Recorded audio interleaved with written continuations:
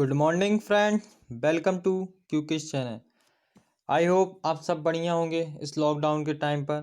तो आज है 11 जून 2020। तो आज के दिन जितने भी इम्पोर्टेंट फैक्ट बनेंगे करंट अफेयर से रिलेटेड, आज हम उनको डिस्कस करेंगे और साथ ही साथ उनसे बनने वाले इम्पोर्टेंट फैक्ट को भी देखेंगे।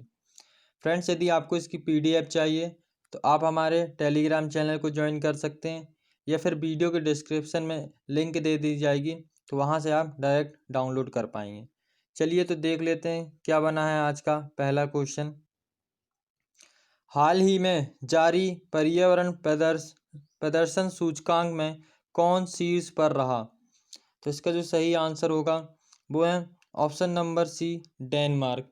जो डेनमार्क कंट्री है वो अभी पर्यावरण जो प्रदर्शन सूचकांक अभी जारी किया गया था, इसमें डेनमार्क ने टॉप में किया है। और जो ये सूचकांक है हर 2 साल में किया जाता है और इसमें जितने पर्यावरण से रिलेटेड जो 32 से संकेत हैं उनको देखते हुए ये इंडेक्स जारी किया जाता है।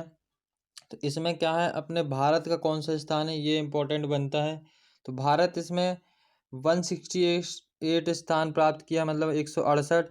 फर्स्ट में है डेनमार्क और सेकंड में है लक्समबर्ग और थर्ड में है स्विट्जरलैंड। और अपना भारत आ जाता है 168 में। तो जो अभी 2018 में जारी की गई थी उस रिपोर्ट में, उसमें भारत 177 स्थान में था, लेकिन अब 2020 जो उसमें जारी किया गया है उसमें 168 स्थान में आया है। तो ये याद रख सकते हैं। और ये जो सूचकांक है ये एक अमेरिका का एक यूनिवर्सिटी है जिसका नाम है एल यूनिवर्सिटी, वहाँ के द्वारा ये जारी किया जाता है हर 2 साल में। तो चलिए अब चलते हैं नेक्स्ट क्वेश्चन की ओर। क्या है नेक्स्ट क्वेश्चन देख लेते हैं। हाल ही में किस राज्य में प्लांट हेल्थ क्लिनिक का उद्घाटन किया गया? तो इसका जो सही आंसर है वो है ऑप्शन नंबर बी, मणिपुर। तो जो मणिपुर के CM हैं बीरेन सिंह, तो इन्होंने इम्फाल की जो राजधानी है मणिपुर की, वहाँ पर बागवानी और मृदा संरक्षण जो निदेशालय है वहाँ पर एक प्लांट हेल्थ क्लिनिक का उद्घाटन किया है। यह क्लिनिक क्या करेगा, जो मणिपुर है वहाँ की मृदा वगैरह को, उसके जो कृषि है उसकी जांच करेगा। और ये उसके इस क्लिनिक के द्वारा जो मणिपुर की आर्थिक स्थिति है उसको वृद्धि करने में बढ़ावा मिलेगा। तो अब यहाँ पर मणिपुर की बात आई है तो ये भी देख लेते हैं मणिपुर के बारे में। तो इसकी राजधानी है इम्फाल और यहाँ के जो मुख्यमंत्री हैं वो हैं एन बीरन सिंह और गवर्नर है यहाँ की नजमा हेपतुल्ला, यहाँ की गवर्नर है। मणिपुर जो राज्य है अपने 3 राज्यों के साथ सीमा साझा करता है, असम, नागालैंड और मिजोरम। मणिपुर में 2 लोकसभा सीटें हो जाती हैं और वहीं पे एक राज्यसभा सीट है और विधानसभा सीटें यहाँ पर 60 हैं। मणिपुर पर एक झील है जिसका नाम है लोकटक झील। इम्पोर्टेंट झील है, अक्सर एग्जाम में पूछ ली जाती है तो याद रखिएगा। और एक है कैबुल लामजाओ नेशनल पार्क, तो ये भी मणिपुर में है, जो तैरता हुआ नेशनल पार्क है। तो ये भी एग्जाम में पूछ लिया जाता है। चलिए अब बढ़ते हैं अपन नेक्स्ट क्वेश्चन की ओर। हाल ही में किस राज्य सरकार ने वंदे उत्कल जननी को राज्य गान का दर्जा दिया गया? तो इसका जो सही आंसर हो जाता वो है ऑप्शन नंबर सी, उड़ीसा। तो उड़ीसा जो सरकार है उन्होंने अभी क्या है, वंदे उत्कल एक जननी जो राष्ट्रगान है उसको अपना राजकीय गान के रूप में मंजूरी दे दी है। अब यहाँ पर उत्कल की बात आई तो आपको याद होगा कि जो 1 मई है उत्कल दिवस के रूप में भी मनाया जाता था। तो इतना याद रख सकते हैं। जैसे इसकी बात करें, जो उत्कल जननी वंदे उत्कल जननी गीत ये लिखा किसने है तो ये भी पूछ लिया जाता है। तो जो 1912 में एक कवि थे लक्ष्मीकांता महापात्र, तो उनके द्वारा ये लिखा गया था, तो ये याद रखिएगा। तो ये जो है 1912 में लिखा था। और जो ये वंदे उत्कल जननी है ये 1994 से जो उड़ीसा की जो विधानसभा है वहाँ पर लास्ट में जब सेशन ख़त्म होता था तब ये गीत गाया जाता था।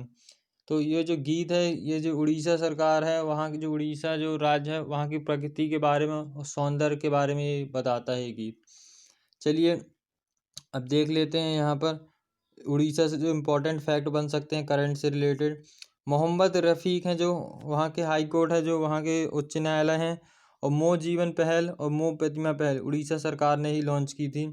और अभी पेटा के द्वारा जो वहाँ के CM हैं नवीन पटनायक जी, इन्हें हीरो टू एनिमल अवार्ड से भी सम्मानित किया गया रहा। उड़ीसा में है सतकोशिया टाइगर रिजर्व और सिम्पलीपाल नेशनल पार्क और गहिर मठ वाइल्ड लाइफ सेंचुरी और चिल्का लेक जो इम्पोर्टेंट लेक है या भारत की सबसे खारे पानी की झील है, तो इसको याद रखिएगा। चलिए इस क्वेश्चन से इतने इम्पोर्टेंट फैक्ट हो जाते हैं। अब बढ़ते हैं अपन नेक्स्ट क्वेश्चन की ओर। हाल ही में किसने ई शॉप प्लेटफॉर्म लॉन्च किया? तो इसका जो सही आंसर है वो है option number B, Hero MotoCorp. तो हीरो मोटोकॉर्प ने अभी ई शॉप प्लेटफॉर्म लॉन्च किया है। यहाँ पर हीरो मोटोकॉर्प की बात करें तो ये पहले हीरो नाम से जाना जाती थी कंपनी, लेकिन अब इसका नाम हीरो मोटोकॉर्प हो गया है। ये कंपनी 1998 में बनी थी और जिसका हेडक्वार्टर है न्यू दिल्ली में, और जिसके अभी अध्यक्ष हैं वो हैं पवन मनुजाल, इसके अभी वर्तमान में अध्यक्ष हैं। मुंजाल जी, जो पवन मुंजाल जी हैं वो हैं इनके अध्यक्ष। चलिए अब देख लेते हैं नेक्स्ट क्वेश्चन क्या है। हाल ही में किस राज्य सरकार ने राज्य कौशल पोर्टल का शुभारंभ किया? तो देख लेते हैं इसका सही आंसर क्या होगा। इसका सही आंसर है ऑप्शन नंबर जो ए है, राजस्थान। तो जो राजस्थान सरकार है वो प्रवासी लोगों को रोजगार देने के लिए एक राज्य कौशल पोर्टल का शुभारंभ किया है। तो ये याद रखिएगा। अब देखते हैं राजस्थान से क्या इंपॉर्टेंट करंट अफेयर जो फैक्ट है देखते हैं। तो इन्होंने एक स्वास्थ्य मित्र नियुक्त भी किया था, एक ऐप था जो स्वास्थ्य मित्र नियुक्त। और राजकॉप सिटीजन ऐप जो राजस्थान की पुलिस है उनके द्वारा ये ऐप बनाया गया था, राजकॉप सिटीजन कॉप। और स्माइल ई लर्निंग प्लेटफॉर्म भी लॉन्च किया है स्टूडेंटों के लिए। और यदि आप ऑनलाइन डॉक्टर से कंसल्ट करना चाहते हैं तो आयु एवं सेहत साथी ऐप भी लॉन्च किया था राजस्थान सरकार ने। तो ये आप याद रखिएगा, इतना इंपॉर्टेंट फैक्ट है करंट से रिलेटेड। चलिए अब देख लेते हैं नेक्स्ट क्वेश्चन क्या है। हाल ही में उत्तराखंड की ग्रीष्मकालीन राजधानी कौन बनी है? तो इसका जो सही आंसर है वो है ऑप्शन नंबर ए, ग्रे सैंड। तो जो गैर सैंड है उसको बनाया गया है अभी ग्रीष्मकाल जो राजधानी है उत्तराखंड की। वहाँ के जो स्थानीय लोग हैं उनके बहुत बार अपील करने के बाद जो गैर सैंड है इसको ग्रीष्मकालीन राजधानी बना दी गई है उत्तराखंड की।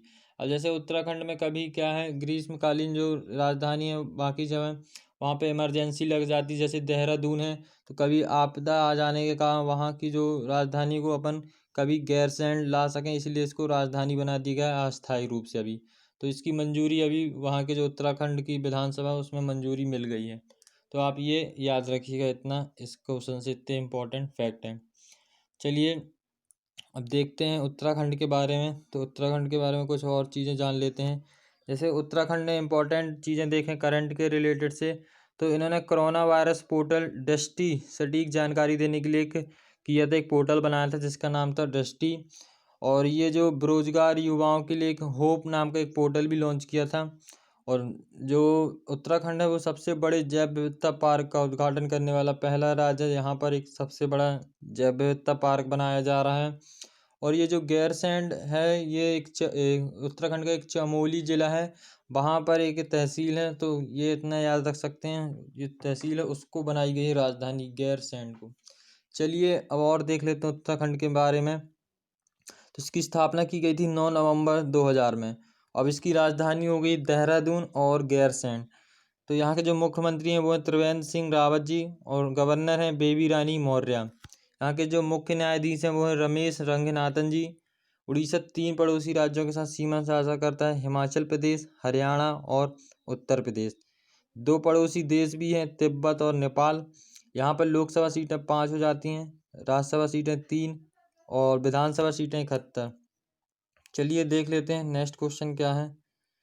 हाल ही में कहाँ शहरी स्ट्रीट वेंडर कल्याण कार्यक्रम का शुभारंभ हुआ है? तो इसका जो सही आंसर है वो है option number B, Madhya Pradesh. तो अभी मध्य प्रदेश के जो सीएम हैं शिवराज सिंह चौहान, उन्होंने स्ट्रीट वेंडर पंजीकरण एक पोर्टल लॉन्च किया है, और एक मुख्यमंत्री शहरी पथ व्यवसायिक, तो इस तरह का एक पोर्टल और लॉन्च किया है। तो इसमें क्या रहेगा, जो व्यापारी लोग हैं छोटे व्यापारी उनको 10,000 रुपये तक की सहायता दी जाएगी इस कोविड-19 महामारी के चलते हुए, जो छोटे छोटे व्यापारी हैं उनको। अब यहाँ पर जो मध्य प्रदेश की बात आई है तो मध्य प्रदेश से कुछ इम्पोर्टेंट जो फैक्ट हैं करंट के वो भी देख लेते हैं क्या है इनके बारे में भी। तो इम्पोर्टेंट फैक्ट देखते हैं क्या रहा। जीवन अमृत योजना इम्यूनिटी बढ़ाने के लिए ये मध्य प्रदेश सरकार ने लॉन्च किया था। और एक जीवन शक्ति योजना जो महिलाओं के द्वारा मास्क बनाया जाता है। और स्टूडेंटों के लिए एक टॉप पेरेंट ऐप भी लॉन्च किया था। और जो मध्य प्रदेश की पुलिस है वो संकल्प योजना चलाई थी, जो उमरिया ज़िले में है। जो इसमें क्या है, बुजुर्गों की सहायता की जाती पुलिस के द्वारा। और जो सबसे खराब मृत्यु दर देखें तो मध्य प्रदेश राज्य की सबसे खराब मृत्यु दर है। तो ये इतना याद रखिएगा आप, इम्पोर्टेंट फैक्ट हैं ये। चलिए बढ़ते हैं नेक्स्ट क्वेश्चन की ओर। यहाँ पर मध्य प्रदेश के बारे में भी जान लेते हैं। इसकी स्थापना की गई थी 1 नवंबर 1956 में। इसकी राजधानी है भोपाल। और यहाँ के जो मुख्यमंत्री हैं वो हैं शिवराज सिंह चौहान। और जो राज्यपाल हैं वो हैं लालजी टंडन जी। लोकसभा सीटें यहाँ पर 29 हो जाती हैं। राज्यसभा सीटें यहाँ पर 11 और विधानसभा सीटें यहाँ पर 230। यहाँ पर कुछ नेशनल पार्क है, जैसे आप याद कर सकते हैं। कान्हा किसली नेशनल पार्क, बांधवगढ़ घाटी नेशनल पार्क, पन्ना राष्ट्रीय उद्यान, पेंच राष्ट्रीय उद्यान, संजय राष्ट्रीय उद्यान और सतपुड़ा राष्ट्रीय उद्यान। कुछ बांध भी हैं, जैसे इंदिरा सागर बांध जो नर्मदा नदी पर बना है, और गांधी सागर बांध जो चंबल नदी पर बना है। चलिए अब देख लेते हैं नेक्स्ट क्वेश्चन क्या है। हाल ही में कौन पृथ्वी के सबसे गहरे बिंदु तक पहुंचने वाली पहली महिला बनी? तो इसका जो सही आंसर है वो है option number A, Kathy Sullivan. तो जो कैथी सुलीवन है, इन्हें जो है अभी सबसे गहरे पॉइंट में जो पहुंचने वाली है पहली महिला बनी है पूरी दुनिया की। और जो ये कैथी सुलीवन है, ये अमेरिका की एक एस्ट्रोनॉट है। तो इन्होंने क्या है, ये पहली अमेरिका की ऐसी महिला हैं जिन्होंने स्पेस वॉक किया। तो ये याद रखिएगा, अमेरिका की ये पहली महिला हैं। और जो ये दुनिया में की पहली महिला जो गहरे पॉइंट में गई हैं। तो ये दोनों चीज़ों को याद रखिएगा। तो यहाँ पर गहरे पॉइंट की बात करें तो जो गहरा पॉइंट है उसको बोला जाता है चैलेंजर डीप। तो इस नाम से भी आपको क्वेश्चन पूछ सकता है कि चैलेंजर डीप तक पहुँचने वाली महिला कौन है। तो ये आप याद रखिएगा। जैसे देख पा रहे हैं ये हैं कैथी सुलीवन। और जो ये कैथी सुलीवन के साथ जो ये गहरा पॉइंट की बात आई है, तो यहाँ पर जो गहरा पॉइंट है कहाँ पर है, तो एक मैरीना ट्रेंच है जो प्रशांत महासागर पर है। तो वहाँ पर ये गहरा पॉइंट आपको मिलेगा। चलिए अब देख लेते हैं नेक्स्ट क्वेश्चन क्या है।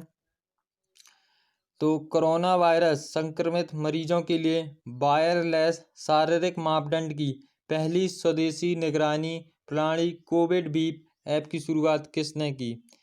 तो देखते हैं इसका जो सही आंसर क्या हो जाता है। इसका सही आंसर है option number C, doctor Jitendra Singh. जो अभी केंद्रीय मंत्री हैं डॉक्टर जितेंद्र सिंह, इन्होंने कोविड-19 की सुविधा के लिए एक भारत में अभी पहली स्वदेशी किफ़ायती एक वायरलेस बनाई है, जिस जो शारीरिक मानक निगरानी की प्रणाली को देखेगी, चेक करेगी। यानी आपका बॉडी का टेम्परेचर कितना है, हृदय की गति कितना है, ब्लड प्रेशर कितना है, तो ये सब वगैरह चीज़ें चेक करेगी। तो यहाँ पर अब जो कोविड भी ऐप है इसकी फुल फॉर्म भी पूछ सकता है। इसका जो फुल फॉर्म है वो है continuous oxygenation and vital information detection biomed ECILESIC port. तो ये एक तरह का पोर्ट बनाया गया है। तो अभी जिसका जो उद्घाटन किया गया है, मतलब शुरुआत की है, वो डॉक्टर जितेंद्र सिंह द्वारा, जो केंद्रीय मंत्री हैं। चलिए देखते हैं अब नेक्स्ट क्वेश्चन क्या है। तो किसने मरीजों को बाहर निकालने के लिए अर्पित विकसित किया, यानी ARPIT? तो अब इसका भी देख लेते हैं आंसर क्या हो जाता है। इसका जो सही आंसर बनता है वो है ऑप्शन नंबर ए, वायुसेना। तो अभी जो भारत की वायुसेना एक पोर्ट बनाया है जिसका नाम है अर्पित। तो ये अभी इसको बनाए, इसका पोर्ट का यूज़ क्या रहेगा, तो जो ऊंचे ऊंचाई वाले क्षेत्र हैं और जो अलग अलग मतलब दूर दराज वाले स्थान हैं, वहाँ पर जो कोविड-19 से संक्रमित मरीज़ हैं उनको लाया जाएगा। तो इसके लिए अभी जो वायुसेना है उसने एक पोर्ट बनाया है जिसका नाम रखा गया है अर्पित। अब इसका फुल फॉर्म देख लेते हैं अर्पित का। तो airborne rescue port for isolated transportation, ये इसका फुल फॉर्म हो जाता है।